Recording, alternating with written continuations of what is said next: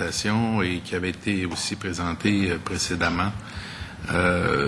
Souveraineté alimentaire, autosuffisance alimentaire, sécurité alimentaire. Est-ce que vous pensez que sur le plan de l'autosuffisance ou de la sécurité alimentaire, il y a un problème au Québec? Oui, on pense qu'il y a un problème. Oui, on pense qu'il y a un problème. Disons, les politiques gouvernementales, depuis de nombreuses années, structurent l'agriculture en vue de l'exportation principalement, mis à part certaines politiques comme la gestion de l'offre. Le gros des efforts mis pour aider les agriculteurs consiste des productions dédiées en grande partie à l'exportation. Nous, on pense que la fonction première de l'agriculture, c'est pas d'être joué en bourse, mais c'est plutôt de nourrir la population locale. Donc oui, il y a une grosse partie disons, c'est bien d'exporter, mais on doit avant tout produire pour nourrir les habitants. On n'est pas contre les exportations globalement. Il y a, comme je l'ai mentionné tantôt à ceux qui ont passé avant vous, le Québec s'est spécialisé ou concentré un peu plus dans certaines productions. Et il est le champion. Sur le plan du lait, par exemple, 37% ou presque 40% du lait qui se consomme au Canada vient du Québec. Et les produits dérivés, là, ça se décline. 70% du yogourt qui se mange au Canada est fabriqué ou à tout le moins part de lait québécois, etc. Il y a des choses qu'on fait pour notre monde, d'abord et avant tout dans une gestion de l'offre, mais qu'on en fait un peu plus, qu'on en a besoin, qui nous permet de l'exporter, qui nous permet de l'exporter à nos voisins et qui nous permet de faire vivre le producteur et toute la chaîne en amont et en aval, étant les fournisseurs avant qu'on produise du lait, puis étant les usines de transformation. C'est une chaîne qui est très, très imbriquée. Et vous introduisez à la page 5 de votre document la dimension, attendez une minute, je vais le citer exact, le retour au localisme. Pourriez-vous me définir le localisme? Ben, en fait, oui, excusez-moi. Une ou l'autre, j'ai pas de... Le localisme, c'est simplement la possibilité de s'approvisionner en produits de la façon la plus locale possible, c'est-à-dire la plus près possible du lieu où on réside, simplement. C'est comme ça que ça se définit. Il y a plein de systèmes qui existent, qui sont actuellement marginaux, qui sont très peu soutenus.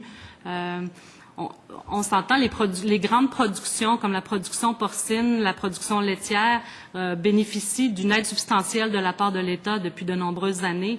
Tandis que pour ce qui est de l'agriculture soutenue par la communauté, l'agriculture urbaine, l'agriculture biologique, c'est marginal le soutien qui est effectué. Et réussissent quand même ces productions-là à connaître un essor certain, malgré le fait qu'elles sont défavorisées du point de vue du soutien financier étatique.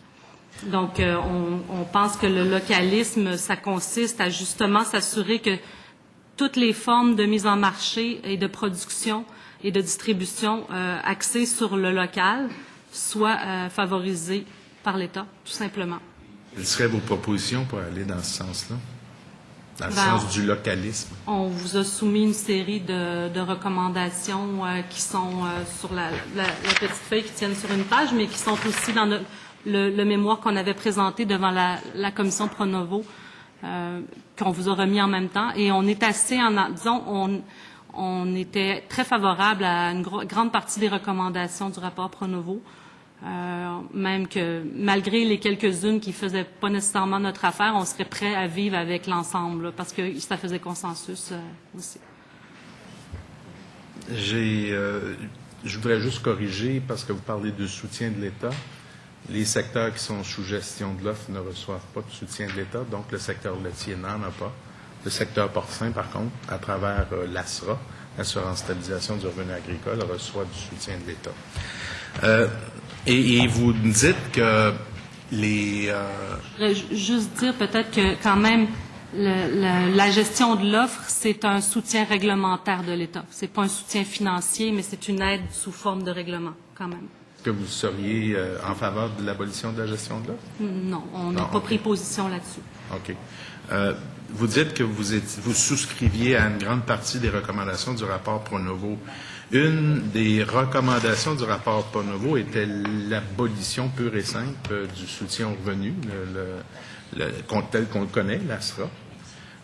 Il y a pas eu, au contraire, le gouvernement n'a pas été dans cette direction-là, parce que depuis 2008, même si les gens ont l'impression qu'il ne s'est rien passé depuis Pronovo, il y a un paquet de choses qui ont été introduites, notamment la promotion d'aliments Québec dans votre assiette, aliments du Québec, toujours le bon choix, etc. Il y a eu des mesures, il y a eu des budgets additionnels, il y a eu des mesures d'efficacité qui ont été introduites et ça a créé, vous en êtes témoin probablement, une certaine commotion dans les productions qui sont non sous gestion de l'offre, porcine, ovine, bovine, etc.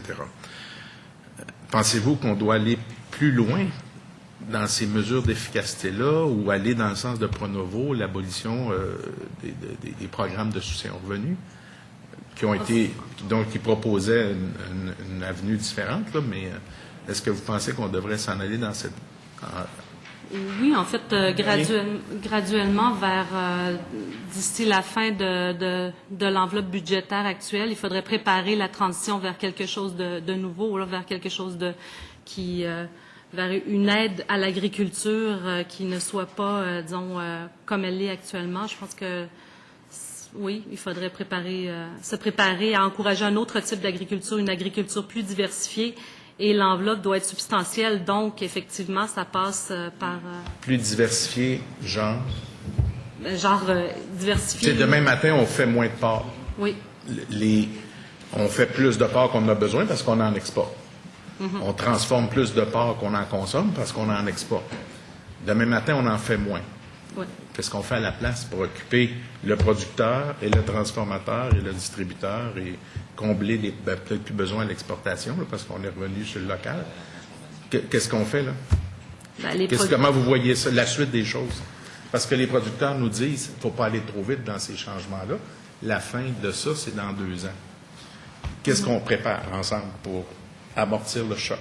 Écoutez, la transition doit être graduelle, c'est sûr. On pense pas qu'il faut du jour au lendemain cesser d'aider des producteurs qu'on a encouragés à s'endetter pour répondre aux besoins d'un marché mondial qui est soumis à la spéculation boursière. Là, on s'entend, il faut être responsable vis-à-vis des orientations qu'on a prises vis-à-vis d'eux.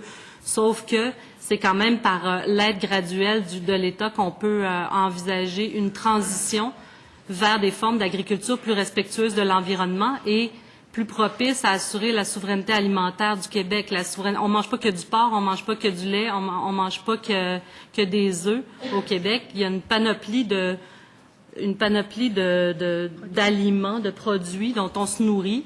Et il faut voir, et moi je suis pas spécialiste de ce qui est vendu puis de ce que les Québécois achètent, mais il faut voir les manques à gagner.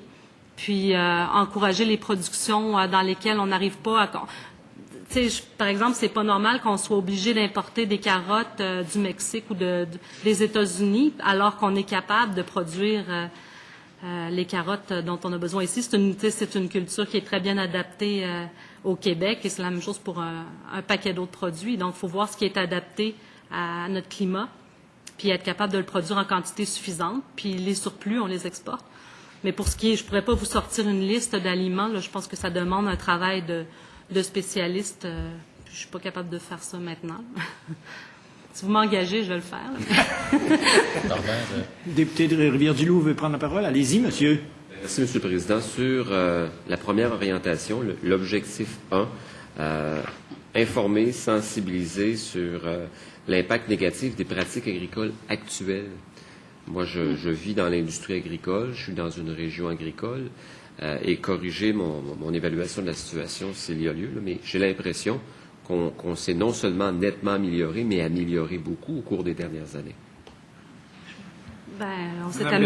On s'est amélioré, mais il y a encore du chemin à faire. Là. On s'entend, il y a encore une pollution des cours d'eau qui est critique dans plusieurs bassins versants. Il y a encore une érosion des sols de l'ordre de, en tout cas, il y a quelques années, c'était encore 8 tonnes à l'hectare par année. Ça me semble faramineux, ça me semble énorme et dangereux. Si on sait que la couche arabe, ça prend 10 000 ans à se constituer, là, c'est pas rien. Ça veut dire qu'on fait de l'agriculture hors sol dans certaines régions sur nos sols agricoles parce qu'ils sont plus vivants. Ils sont pratiquement juste un support qui sert à tenir la plante debout. C'est pas le cas partout. Il y a du chemin qui a été fait, mais quand même, on est revenu notamment sur la question des bandes riveraines aux normes d'il y a 20 ans, à peu près en même temps que l'abolition du moratoire sur la production porcine. On est revenu aux 3 mètres de bandes riveraines, ce qui est un recul. Il y a aussi eu des reculs, là. Il n'y a pas que des bons coups qui ont été faits. Et on pense qu'en matière d'agro-environnement, il y a encore vraiment du chemin à faire. Les clubs d'encadrement technique et tous les gens qui travaillent en agro-environnement font du bon boulot, mais pas assez de producteurs reçoivent leurs services. Beaucoup de producteurs, malheureusement, ont pour principaux conseillers les vendeurs d'engrais et de pesticides, puis ça, c'est pas normal. On pense que le soutien à l'agriculture doit venir de gens indépendants qui n'ont pas d'intérêt commercial à vendre des produits. Il doit venir de gens qui connaissent bien l'agriculture, qui connaissent bien les sols, qui connaissent bien les bonnes pratiques agricoles pour protéger la biodiversité. Donc ça, on pense oui, il y a eu certaines avancées, mais il y a encore beaucoup, beaucoup à faire avant d'avoir une agriculture viable à long terme. Ça va? Oui. C'est beau? Monsieur le député de Kamouraska-Témiscouata, c'est à vous.